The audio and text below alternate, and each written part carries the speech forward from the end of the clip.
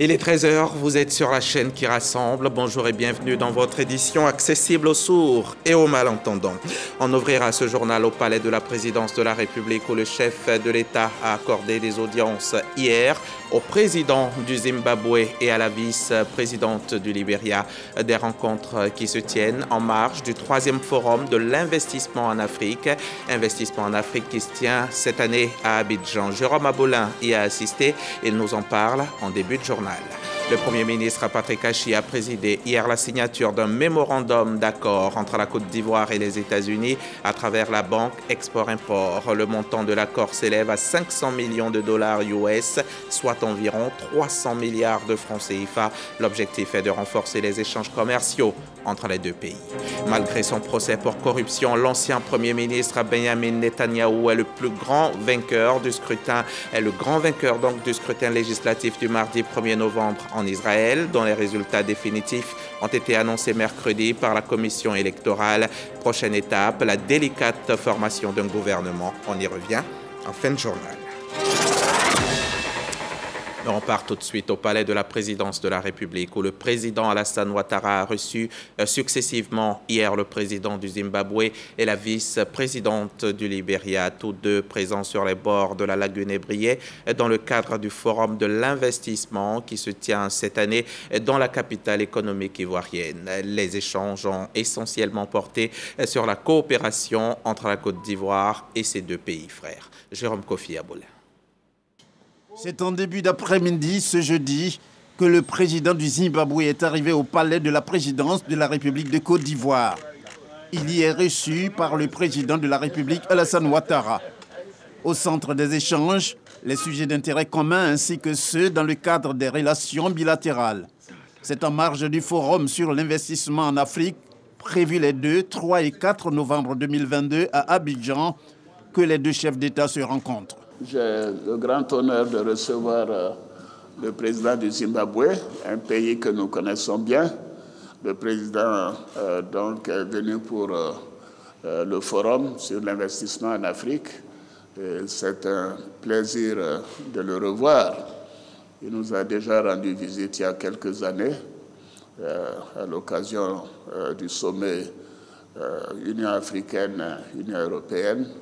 Et nous avons fait un tour d'horizon sur la situation de nos deux pays, également du continent et au plan international. We are here for the Africa Investment. Nous sommes venus en Côte d'Ivoire dans le cadre du forum économique et nous avons profité de cette occasion pour échanger sur nos relations bilatérales. Et il faut dire que je suis très impressionné du développement que la Côte d'Ivoire a connu. Depuis mon passage une première fois, j'ai vu que vraiment le pays fait un progrès exponentiel. Et il faut dire aussi que j'ai apprécié la qualité du chocolat ivoirien. Comme il a fait avec le président du Zimbabwe, le chef de l'État ivoirien, Alassane Ouattara, a également échangé avec la vice-présidente du Libéria, elle aussi présente à Abidjan pour prendre part au Forum africain sur l'investissement. C'est bien certain que le président Alassane Ouattara et son hôte ont saisi l'occasion pour évoquer non seulement les relations entre les deux pays, mais aussi les questions sous-régionales, continentales et pourquoi pas internationales. Un reportage de Jérôme Kofi Abolin, Jérôme Begré et Jamasso. À la suite du président zimbabwéen et de la vice-présidente du Libéria, le chef de l'État a ouvert les portes de son cabinet à Abdoulaye Diop, le président de la commission de l'UEMOA, l'Union économique et monétaire ouest-africaine. Leurs échanges ont porté sur les questions d'ordre institutionnel et le fonctionnement de l'instance sous-régionale. On retrouve Jérôme Kofi Abolin. Abdoulaye Diop, reçu ce jeudi par le président de la République, Alassane Ouattara.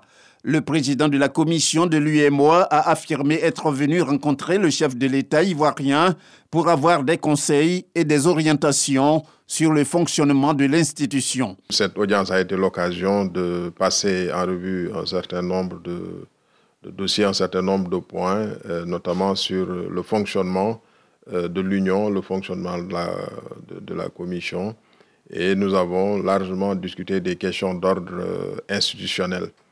Et bien sûr, cette audience, cette séance de travail a permis d'obtenir, en tout cas d'avoir des orientations et des perspectives, en tout cas qui nous permettront dans les tout prochains jours, dans les toutes prochaines semaines, de trouver les meilleures solutions à, disons, à toutes ces questions d'ordre institutionnel, hein, et permettre à l'Union de continuer sa marche en avant. En quittant le palais présidentiel, le président de la commission de l'UEMOA s'est dit rassuré quant à la disponibilité du président de la République, Alassane Ouattara, pour faire avancer le chantier de l'intégration. Pendant ce temps, à quelques mètres de là, dans les locaux de la primature, Patrick Achi présidait la signature d'un mémorandum d'accord entre la Côte d'Ivoire et les États-Unis à travers la banque Export-Import. Le montant de l'accord s'élève à 500 millions de dollars US, soit environ 300 milliards de francs CFA. L'objectif est de renforcer les échanges commerciaux entre la Côte d'Ivoire et les États-Unis. Alexis Ouedraogo a assisté pour nous à la signature.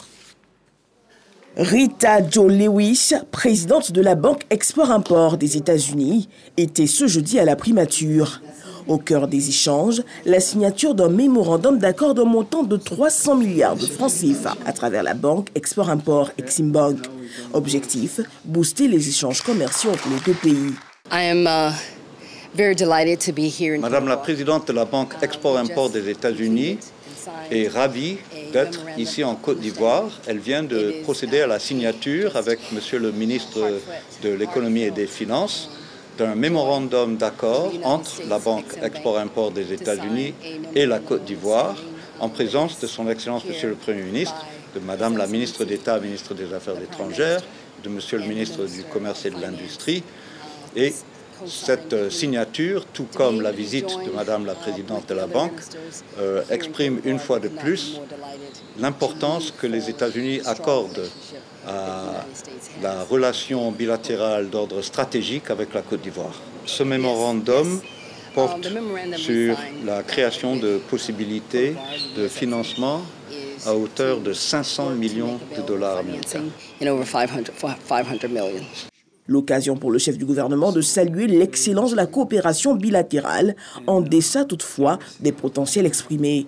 Le mémorandum devrait permettre de faciliter les investissements des entreprises américaines en Côte d'Ivoire sur une durée de 2 ans et demi, en les soutenant sur des projets clés dans les secteurs prioritaires de l'énergie, du transport, de la santé, de la sécurité, de l'éducation et de l'agriculture. Patrick Achi a pour finir assuré de la participation active du pays au sommet des leaders africains initié par le président américain en décembre prochain à Washington. Le programme des logements sociaux en Côte d'Ivoire est inscrit en lettres d'or sur la liste des priorités du gouvernement. Un gouvernement qui s'emploie donc à trouver les voies et moyens pour le réussir. C'est dans ce sens qu'il vient d'être décidé que des taxes parafiscales soient instaurées sur certains matériaux de construction. Les ressources générées par l'initiative pourront alors contribuer au financement du programme. Le projet de loi a été adopté hier à l'Assemblée nationale. Les précisions de Moussa Konaté. C'est une initiative pour faire face à l'épineuse question de logement en Côte d'Ivoire. L'instauration de la parafiscalité pour mobiliser des fonds dans le domaine de l'habitat. 2 membres du gouvernement devant les députés pour défendre le projet de loi de ratification de l'ordonnance instituant des taxes parafiscales sur certains matériaux de construction au profit de l'habitat social. La présente ordonnance propose l'instauration des taxes parafiscales sur 3 types de matériaux de construction. Il s'agit du ciment, de l'acier HA, c'est-à-dire le fer à béton, et du marbre. Cela va permettre chaque année de générer un certain nombre de ressources. Nous avons des estimations et ces ressources, bien entendu, vont être affectées exclusivement, j'insiste, exclusivement à la réalisation de logements sociaux. Le projet de loi est adopté à la majorité. Les montants de ces taxes seront fixés par décret. Autre texte, le projet de loi portant code des douanes, présenté par le ministre Moussa Sanogo. Adopté à l'unanimité, il apporte des innovations dans le renforcement du contrôle des agents de douane. Le projet de loi prévoit l'octroi de la qualité d'officier de police judiciaire à certaines catégories d'agents assermentés des douanes pour la recherche et la constatation des infractions douanières. Il prévoit également le contrôle anticipé par le recours aux techniques d'analyse du risque. 2 autres projets de loi soumis à examen à cette séance également adoptés.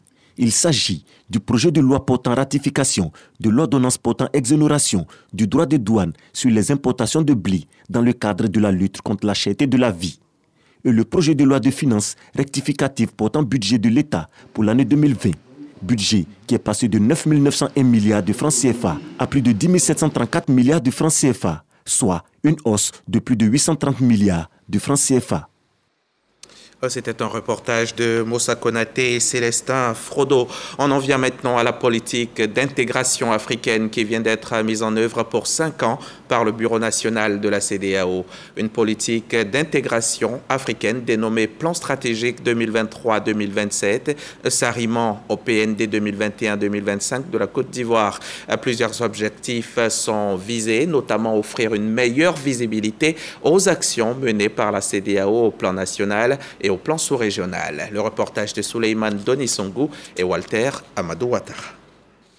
Pour assurer une efficacité dans la conduite de ces missions, le Bureau national CEDEAO, sous l'égide du ministère d'État, ministère des Affaires étrangères, de l'intégration africaine et de la diaspora, a initié l'élaboration de son plan stratégique 2023-2027. C'est un plan qui va viser à se projeter dans les 5 prochaines années et voir comment, en s'arrimant avec le PND, qui nécessite de voir aujourd'hui l'intégration comme un levier très important pour le développement économique du pays. En termes de perspective, c'est que tous les acteurs nationaux puissent s'inscrire dans ce plan-là, afin que toutes les actions puissent être coordonnées et que tout cela parte au bénéfice donc, de nos populations. Dans la dynamique, cette rencontre avec les parties prenantes a permis de valider le diagnostic et les axes stratégiques, lesquels s'arriment au plan national de développement PND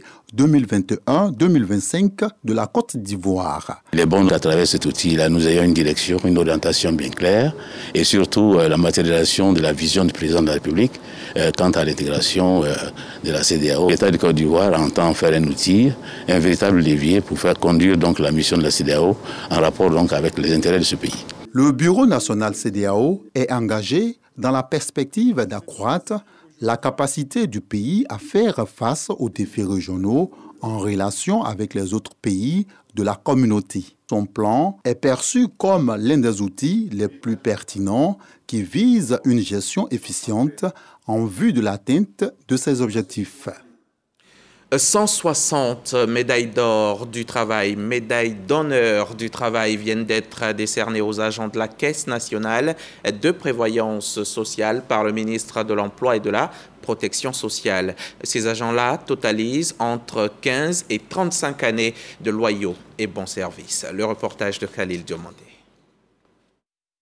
Au premier rang des récipiendaires de la médaille d'honneur du travail, le directeur général de la Caisse nationale de prévoyance sociale, CNPS, épinglé de la grande médaille d'or.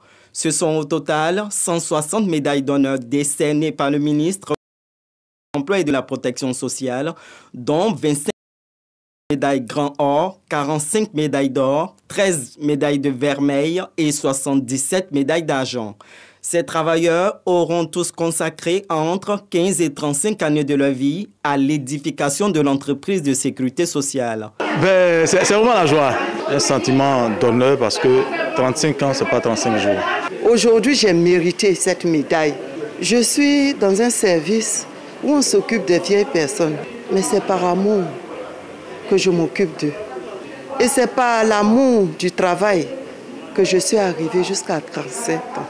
Pour le directeur général, ce sont des lauriers amplement mérités par ces agents dont les efforts ont permis à la Caisse de relever d'énormes challenges, notamment celui de passer d'une situation déficitaire entre 2005 et 2011 à une situation d'embellie économique à partir de 2012. 8 milliards d'excédents en 2012, 33 milliards en 2013, 45 milliards en 2014, 63 milliards en 2015, jusqu'en 2019 atteindre 100 milliards et depuis 2019, nos bénéfices sont au-dessus de 100 milliards.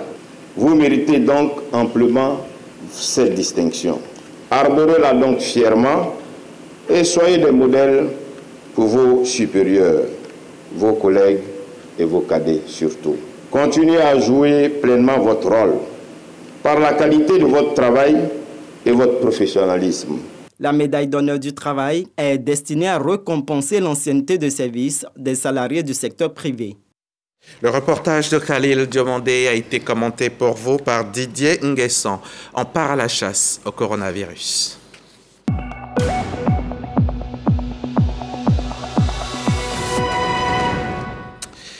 Voilà bientôt 3 années qu'on voudrait lui faire la peau, mais le virus est coriace. Il continue d'exister, il continue de faire mal. À l'échelle du monde, il a tué jusqu'à 6,6 millions de personnes sur un total de 632 millions de malades. Ici en Côte d'Ivoire, les autorités ont enregistré 822 décès, 828 décès pour 87 822 malades depuis le début de la pandémie en mars 2020. La fistule obstétricale, vous connaissez peut-être, c'est l'une des lésions les plus graves et les plus dangereuses chez les femmes. Il s'agit d'une perforation entre le vagin et la vessie et ou le rectum, provoquant souvent des pertes vaginales nauséabondes. Plus de 44 000 cas ont été enregistrés en Côte d'Ivoire en 2020. La Mutuelle Générale des agents des médias privés se tient aux côtés des porteuses de cette maladie, d'où ce gala de sensibilisation et de collecte de fonds pour leur prise en charge. Un reportage d'Evis Oyo, Franck Quadio. Chaque année, 250 nouveaux cas de fistule obstétricale sont enregistrés en Côte d'Ivoire. La fistule obstétricale, appelée encore la maladie de la honte, est l'une des lésions les plus graves et les plus dangereuses susceptibles de survenir lors d'un accouchement. Il s'agit d'une perforation entre le vagin et la vessie, voire le rectum, due à un travail prolongé et qui se produit en l'absence de soins obstétricaux rapides et de qualité. Odile, ex-porteuse de fistules obstétricales, raconte ces moments douloureux. Quand la fistule commence d'abord, les plaies ne sont pas là. Mais 2 ans, 3 ans, 4 ans, les plaies commencent à s'installer. Toutes les plaies, je ne peux plus marcher puisque je suis paralysée. À la maison, mes petites sœurs, les enfants de ma maman, c'est comme ça mes saluts. Jusqu'à c'est le pied mes sœurs prennent pour me toucher. On m'a traité de tous les noms. Même quand quelqu'un dans sa maison perd son chiffon, on dit c'est cette femme-là qui a volé parce que c'est elle seule qui fait pipi. Franchement, j'avais voulu me suicider et c'est là qu'ils m'ont accompagnée. Maman. J'ai été soignée gratuitement et aujourd'hui, je suis devenue femme. Du moins, je ne savais pas qu'un jour, je pouvais m'asseoir aussi parmi les gens. Pour aider les femmes victimes de ce mal, les hommes et les femmes des médias réunis au sein de la Mutuelle Générale des agents des médias privés de Côte d'Ivoire organisent un gala pour collecter 200 millions de francs CFA en vue de prendre en charge 250 femmes affectées par cette pathologie. Ces fonds serviront notamment au financement de kits utilisés pour des interventions chirurgicales afin de réparer ces femmes et la réinsertion sociale de 250 porteuses de la fistule obstétricale. La contribution des acteurs de médias dans la lutte et la sensibilisation contre ce mal est appréciée par les ministres en charge de la santé, de la solidarité et de la communication représentés par Kouadio Konan Bertin, ministre de la Réconciliation et de la Cohésion nationale. Les médias doivent agir pour influencer individuellement et collectivement les membres de notre société afin d'aboutir à un changement de comportement. Parce qu'aujourd'hui, les femmes vivant avec la fistule ne doivent plus se cacher, car cette maladie se soigne facilement à l'hôpital. Autre temps fort, la remise à 2 prix spéciaux de la solidarité aux ministres Belmondo Dogo et Amadou Koulibaly, sans oublier certaines sociétés telles PFO. Le Grand Prix de la solidarité MS Média 2022 a été décerné à la Fondation Les Rentrées du Cœur. Autre lieu, autre dîner de gala, autre collecte de fonds pour une toute autre cause, la prise en charge des orphelins et enfants rendus vulnérables du fait du VIH-Sida. L'objectif étant de mobiliser 1 milliard de francs CFA. Mais c'est un gala qui se prépare et qui aura lieu le mois prochain. C'est dans ce sens donc que le programme national PNOEV et l'ONG Africa Trans viennent de signer une convention de partenariat. C'était dans les locaux du ministère de la Femme, de la Famille et de l'Enfant. À travers ce partenariat, l'occasion est toute trouvée pour le Programme national de prise en charge des orphelins et autres enfants rendus vulnérables du fait du VIH-Sida, PNOEV, de rendre un hommage aux donateurs et aux partenaires qui, par leurs actions, permettent aux EEV et leurs familles d'améliorer leurs conditions de vie. Le directeur de cabinet représentant la ministre de la Femme, de la Famille et de l'Enfant, Nasseneba Touré, s'est félicité de la signature de cette convention de partenariat qui vise à accompagner le PNOEV dans la mobilisation des ressources. La directrice générale d'Africa Transtour s'est félicitée également du choix qui a été porté sur sa structure pour contribuer à la lutte contre le VIH-Sida. Le VIH-Sida continue de sévir dans nos sociétés. En réalité, il s'agira de mobiliser des ressources, pas seulement pour un événement festif, mais au-delà de pouvoir financer, accompagner le financement d'activités en faveur de ces enfants qui sont touchés de façon très dure et de ces familles qui sont impactées par le VIH-Sida dans la société ivoirienne. Plusieurs centaines d'enfants ont été pris en charge et continuent d'être pris en charge. C'est pourquoi aujourd'hui, nous avons décidé de signer ce partenariat-là avec la structure Africa Tour pour nous accompagner. Un dîner de charité est donc prévu en décembre prochain pour présenter aux ONG, partenaires techniques et financiers, structures publiques, parapubliques et privées, l'ampleur de la situation des orphelins et autres enfants rendus vulnérables du fait du VIH-Sida et le besoin de financement à combler à hauteur d'1 milliard de francs CFA. C'était le témoignage de Patricia Omouetia et Vao Richard. La journée mondiale du lavage des mains est une campagne visant à motiver et à mobiliser les populations à travers le monde pour améliorer leurs habitudes quant au lavage des mains. Cette journée internationale a lieu le 15 octobre de chaque année, mais en Côte d'Ivoire, cette année, la cérémonie officielle a eu lieu à Adzopé, dans la région de Lamé, en présence des autorités de santé et de notre reporter, Sephora Zeki. Le lavage des mains est le meilleur moyen de prévenir certaines infections courantes. C'est un geste d'hygiène de base que tous doivent intégrer dans les habitudes de vie. Se laver les mains, un geste anodin mais qui parfois peut sauver des vies. C'est pourquoi depuis 2008, l'OMS a érigé le 15 octobre, Journée mondiale du lavage des mains. Le docteur Charles Kofi Aka, directeur de cabinet du ministère de la Santé, de l'Hygiène publique et de la couverture maladie universelle, a lui-même fait la démonstration du lavage de mains face aux populations d'Adzopé. Le lavage des mains avec du savon et de l'eau propre peut réduire de moitié les risques de diarrhée chez les tout-petits. Au moins 2 enfants sur 5 meurent avant leur 5e anniversaire pour des causes qu'on peut éviter avec de simples gestes de lavage des mains.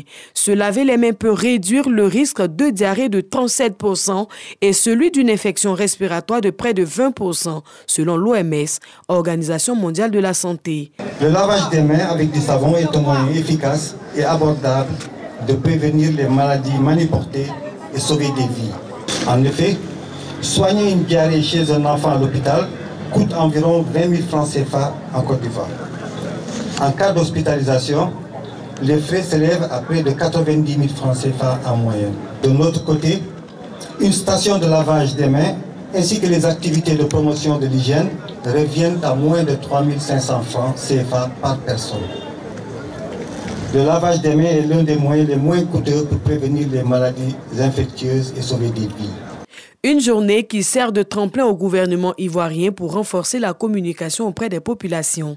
Les maladies comme le choléra, la fièvre typhoïde, les maladies diarrhéiques, les infections respiratoires aiguës, l'hépatite A, la conjonctivite, la poliomyélite, la maladie à virus Ebola, la maladie à virus Marburg, la COVID-19, pour ne citer que celles-là, peuvent être évitées par la pratique régulière du lavage des mains.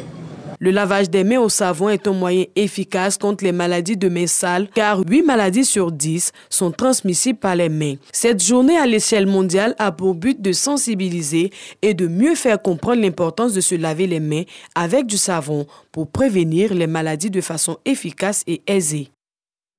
Et de la Mée, on prend la route pour le sud de Comoé, dans la cité balnéaire Grand Bassam. C'est là que s'est tenu récemment le tout dernier gala de bienfaisance du Rotary Club Abidjan Arc-en-Ciel.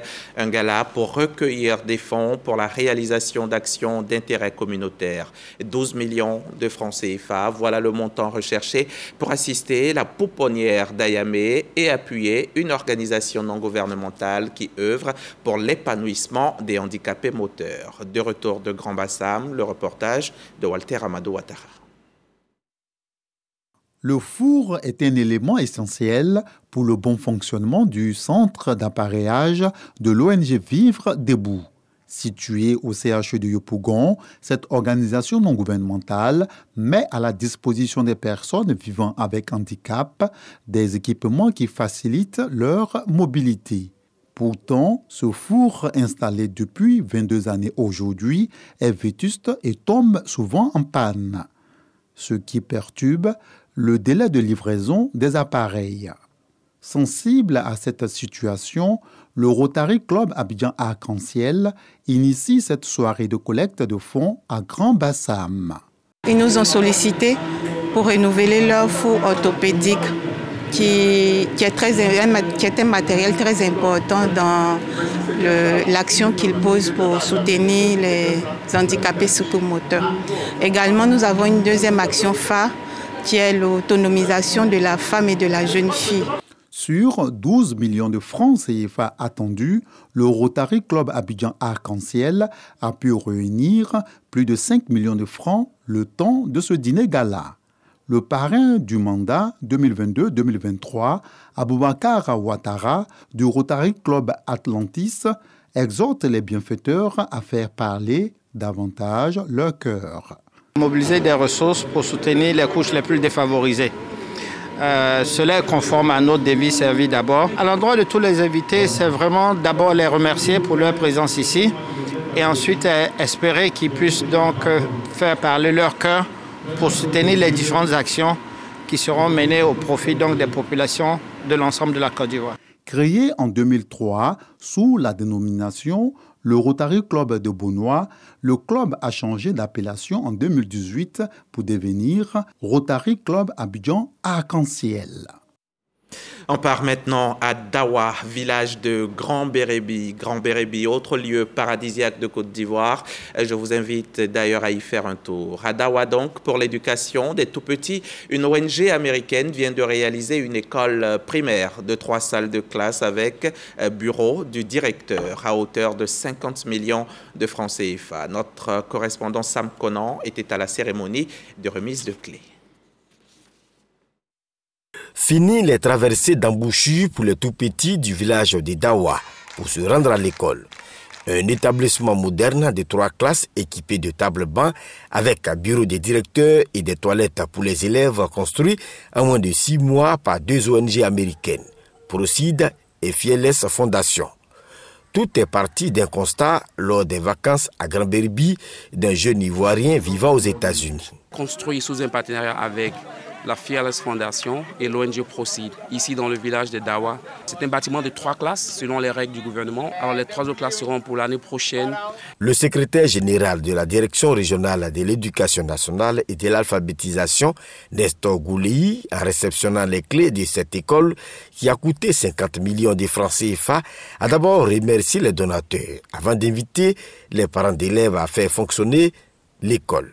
Malgré le séjour que vous avez passé très loin de votre terre d'origine, l'esprit est toujours attaché à votre continent d'origine.